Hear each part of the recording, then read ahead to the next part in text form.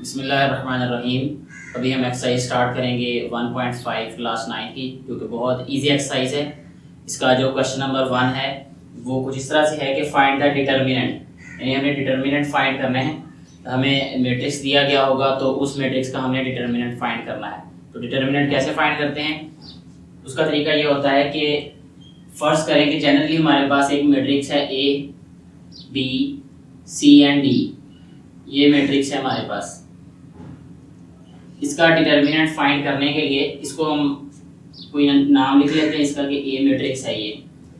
इसका डिटर्मिनेंट इस तरह फाइंड किया जाता है कि इसको सबसे पहले डिनोट कैसे किया जाता है, इसको लिखा जाता है ए डिटर्मिनेंट, या इस तरह भी लिख दिया जाता है D E T of A, यानी determinant of a matrix is equal to, ये आ जाएगा हमारे पास A B C and D, और ये वर्टिकल लाइंस, यानी जो भी हमारे पास मैट्रिक्स होगा जब हमने उसका डिटर्मिनेंट फाइंड करना है तो वो ए मैट्रिक्स होगा तो ए के गिर्द भी ये वर्टिकल लाइंस आएंगी ये दो, या फिर डी ई टी ऑफ ए लिखना है हमने, और उसके साथ जो हमारे पास मैट्रिक्स होगा उसके भी हमने जो इर्द गिर्द जो है बजाय ये ब्रैकेट्स लगाने के हमने क्या करना है कि ये वर्टिकल लाइंस लगा देनी है ये। तो इसका मतलब है डिटर्मिनेंट है। अब इसको A determinant is equal to solve कैसे करते हैं कि इस एलिमेंट को इस एलिमेंट से मल्टीप्लाई करते हैं, यानी डायगोनल जो हमारे पास एंट्रीज हैं इनको आपस में मल्टीप्लाई करना है, यानी ए मल्टीप्लाई होगा डी से, और इसके अलावा ये जो नॉन डायगोनल एंट्रीज हैं इनको आपस में मल्टीप्लाई कर देते हैं, यानी सी को बी से मल्टीप्लाई करना है, और ये याद रखना है कि इनके दरमियान में माइनस का साइन आएगा। सो ये आ जाएगा C multiply by B. So ये आ जाएगा A determinant is equal to A D minus C B. तो इस तरह हम डिटर्मिनेंट फाइंड कर लेंगे किसी भी गिवन मैट्रिक्स का। अभी हम सॉल्व करके देख लेते हैं। हमारे पास ए मैट्रिक्स है -1 1 2 0,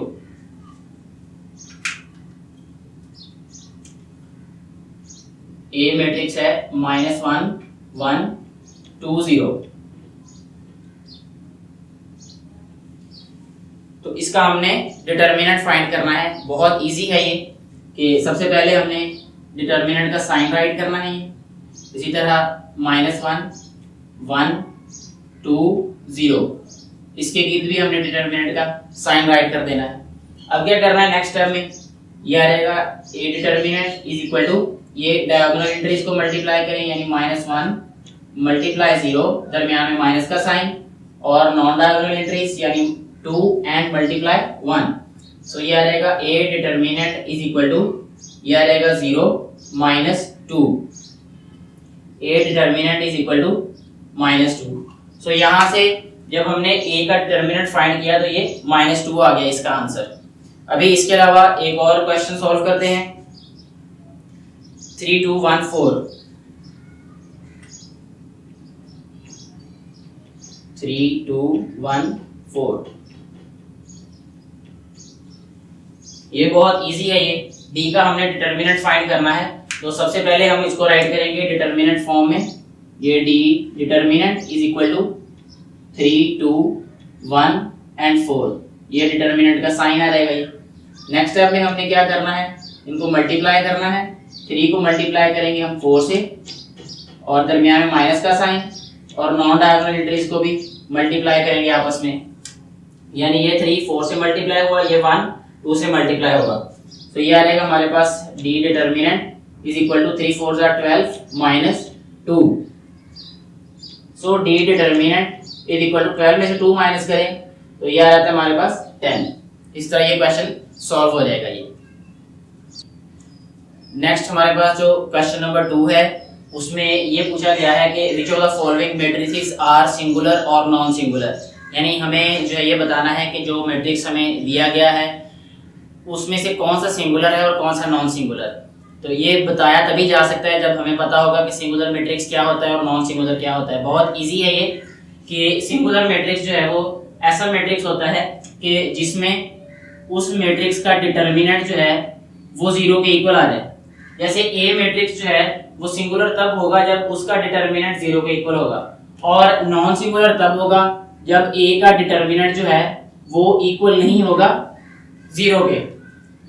दोबारा मैं रिपीट कर देता हूं, सिंगुलर मैट्रिक्स वो मैट्रिक्स होता है जिसका डिटर्मिनेंट 0 के इक्वल हो, और नॉन सिंगुलर मैट्रिक्स वो मैट्रिक्स होता है जिसका डिटर्मिनेंट 0 के अलावा कुछ भी हो।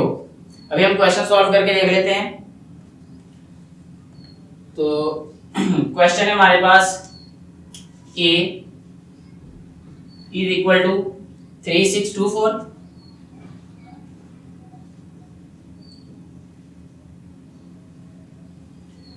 ये हमने बताना है कि ये जो मैट्रिक्स है ये सिंगुलर है या नॉन सिंगुलर है। तो सबसे पहले क्या करेंगे कि इसका डिटर्मिनेंट फाइंड कर लेंगे। a डिटर्मिनेंट इक्वल आ जाएगा हमारे पास 3624, तो ये आ जाएगा हमारे पास a determinant is equal to 3 को मल्टीप्लाई करेंगे 4 से, माइनस का साइन, और 2 को मल्टीप्लाई करेंगे 6 से, ये आ जाएगा हमारे पास a determinant is equal to 4 3 = 12 minus 6 2 = 12, so a determinant is equal to 0। तो ये जैसा कि हमने डेफिनेशन में ये पढ़ा है कि वो मैट्रिक्स जिसका डिटर्मिनेंट 0 हो वो सिंगुलर होता है। तो इस मैट्रिक्स का डिटर्मिनेंट 0 है, सो हम लिखेंगे सो a इज सिंगुलर। अभी नेक्स्ट क्वेश्चन हमारे पास है डी मैट्रिक्स है, हमने ये बताना है कि ये सिंगुलर है या नॉन सिंगुलर है। तो सबसे पहले क्या करेंगे कि डी का हमने डिटर्मिनेंट फाइंड कर लेना है। सो ये आ जाएगा D determinant is equal to 5 -10 -2 and 4। So इसको राइट करेंगे नेक्स्ट स्टेप में, determinant of D is equal to, ये आ जाएगा 5 मल्टीप्लाई बाय 4, दरमियान में माइनस का साइन, और -2 मल्टीप्लाई -10, ये आ जाएगा हमारे पास determinant of D is equal to 5 4 = 20 -10 2 = 20, ये माइनस माइनस प्लस हो रहेगा और ये माइनस वैसे ही रहेगा। जब 20 में से 20 माइनस करेंगे हम तो ये 0 आ जाएगा। तो इससे क्लियर हो जाता है कि डी जो है वो क्या है, सिंगुलर मैट्रिक्स है। तो हम यहाँ पे राइट करेंगे डी इज सिंगुलर। नेक्स्ट हमारे पास क्वेश्चन नंबर 3 है, जिसमें हमें ये फाइंड करना है कि मल्टीप्लिकेटिव इनवर्स जो है वो मैट्रिक्स का क्या है। यानी जो हमारे पास गिवन मैट्रिक्स है इसका हमने मल्टीप्लिकेटिव इनवर्स फाइंड करना है। ये बहुत इजी है, लेकिन इससे पहले जो है वो मल्टीप्लिकेटिव इनवर्स के बारे में थोड़ी सी बात कर लेते हैं कि किसी भी मैट्रिक्स का जो मल्टीप्लिकेटिव इनवर्स होता है उसको इस तरह शो किया जाता है, यानी a राइट करके ऊपर -1 यानी उसकी पावर -1, और ये इक्वल होता है ये 1/a determinant multiply by adjoint of a, यानी a का एडजॉइंट फाइंड करके उसको हमने a के डिटर्मिनेंट से डिवाइड कर देना है। यानी इससे एक बात तो पहले क्लियर ये करनी है कि हम किसी भी मैट्रिक्स का इनवर्स तभी फाइंड कर सकते हैं जब वो नॉन सिंगुलर हो। नॉन सिंगुलर होगा तभी हम उसका मल्टीप्लिकेटिव इनवर्स फाइंड कर सकते हैं, अगर वो सिंगुलर होगा तो उसका मल्टीप्लिकेटिव इनवर्स फाइंड नहीं कर सकते। दूसरी बात इसमें यह है कि एडजॉइंट क्या होता है, इसके बारे में देखते हैं। कि फर्स्ट करें हमारे पास ए मैट्रिक्स है, ए बी सी डी, ये एक मैट्रिक्स है। जब हमने इसका एडजॉइंट फाइंड करना है, एडजॉइंट ऑफ ए, सो इसमें हमने क्या करना है कि जो डायगोनल एंट्रीज हैं उनकी हमने जगह चेंज कर देनी है, और जो नॉन डायगोनल एंट्रीज हैं उनके साइंस चेंज कर देने हैं। दोबारा ये बात मैं रिपीट कर देता हूं कि एडजॉइंट किसी भी मैट्रिक्स का फाइंड करने के लिए, यानी 2x2 मैट्रिक्स का, क्योंकि यहाँ पे अभी हम 2x2 यानी जिसमें 2 रोज और 2 कॉलम्स हो उस मैट्रिक्स की बात कर रहे हैं, उसमें एडजॉइंट फाइंड करने का तरीका ये है कि हमने जो डायगोनल एंट्रीज हैं, डायगोनल एंट्रीज ये होती हैं, जैसे यहाँ पे ये ए और डी डायगोनल एंट्रीज हैं, ये डायगोनल एंट्रीज की जगह चेंज कर देनी है और नॉन डायगोनल एंट्रीज की हमने साइन चेंज कर देने। जैसे यहाँ पे आ जाएगा ये आ जाएगा डी, और ये आ जाएगा -b, ये आ जाएगा -c, और ये आ जाएगा हमारे पास a। डायगोनल एंट्रीज की हमने जगह चेंज की, उनके साइन चेंज नहीं किए। नॉन डायगोनल एंट्रीज की हमने जगह चेंज नहीं की, सिर्फ साइन चेंज किए हैं। तो इस तरह हमारे पास एडजॉइंट आ जाएगा। अभी हम ए मैट्रिक्स का इनवर्स फाइंड करते हैं। तो सबसे पहले हमने ये देखना है कि क्या ये सिंगुलर है या नॉन सिंगुलर है। तो उसके लिए हम राइट करेंगे A determinant is equal to -1 3 2 0। So A का डिटर्मिनेंट आ जाएगा हमारे पास -1 मल्टीप्लाई 0 माइनस का sign 2 multiply 3 A determinant is equal to यह रहेगा 0 minus 6 A determinant is equal to -6 क्योंकि ए डिटर्मिनेंट यहाँ पे 0 के इक्वल नहीं है यानी ये हमारे पास नॉन सिंगुलर मैट्रिक्स है ए, इसलिए इसका ए इनवर्स फाइंड कर सकते हैं अभी हम। सो इनवर्स फाइंड करने के लिए अभी हमारे पास डिटर्मिनेंट आ गया है, फार्मूला के अकॉर्डिंग अभी और हमें चाहिए एडजॉइंट ए का। सो ए का एडजॉइंट इसके बिल्कुल सामने यहाँ पे राइट कर देता हूँ। एडजॉइंट ऑफ ए इक्वल आएगा हमारे पास, ये हमारे पास डायगोनल एंट्रीज है इनकी जगह चेंज करेंगे, ये नॉन डायगोनल एंट्रीज है इनके साइन चेंज करेंगे। सो ये आ जाएगा हमारे पास 0 -3 -2 एंड -1। ये हमारे पास एडजॉइंट आ गया ए का और ये हमारे पास है इसका डिटर्मिनेंट। अभी हम क्या करेंगे कि इस फार्मूला में हमने ये वैल्यूज पुट कर देनी है। सो ए इनवर्स हमारे पास होगा 1/a डिटर्मिनेंट। ए डिटर्मिनेंट हमारे पास क्या आया था -6, सो 1/-6 और ये मल्टीप्लाई हो रहा है एडजॉइंट ऑफ ए से। एडजॉइंट ऑफ ए है हमारे पास 0 -3 -2 एंड -1। अब ये आएगा हमारे पास A inverse is equal to ये -6 जो है ये हर एंट्री से डिवाइड हो रहेगा। सो इसको राइट करेंगे हम 0/-6, इसको राइट करेंगे -3/-6 -2/-6 -1/-6 यानी हर एक एंट्री को हमने -6 से डिवाइड कर दिया। और यह रहेगा A inverse is equal to 0 को डिवाइड अगर हम करेंगे -6 से तो 0 ही आंसर आएगा। ये माइनस माइनस से कट गया तो 3 2s are 6, यह रहेगा हमारे पास 1/2। यहाँ पे माइनस माइनस से कैंसिल 2 3s are 6, सो यह रहेगा 1/3। ये माइनस माइनस से कट गया तो बाकी रह गया 1/6। ये इस क्वेश्चन का आंसर आ जाएगा। नेक्स्ट हम फाइंड करेंगे डी का इनवर्स। सो इसके लिए सबसे पहले हम करेंगे डी का डिटर्मिनेंट फाइंड करेंगे। सो यह रहेगा determinant of D is equal to 1/2 3/4 1 and 2। So ये आ जाएगा determinant of D is equal to यह रहेगा 1/2 multiply 2 minus 1 multiply 3/4। So determinant of D is equal to ये 2 2 से कैंसिल हो जाएगा, ये हमारे पास 1 आ जाएगा माइनस ये जो है ये हमारे पास आ जाएगा 3/4। Determinant is equal to 4 LCM आ जाएगा हमारे पास 4 माइनस 3 आ जाएगा ये।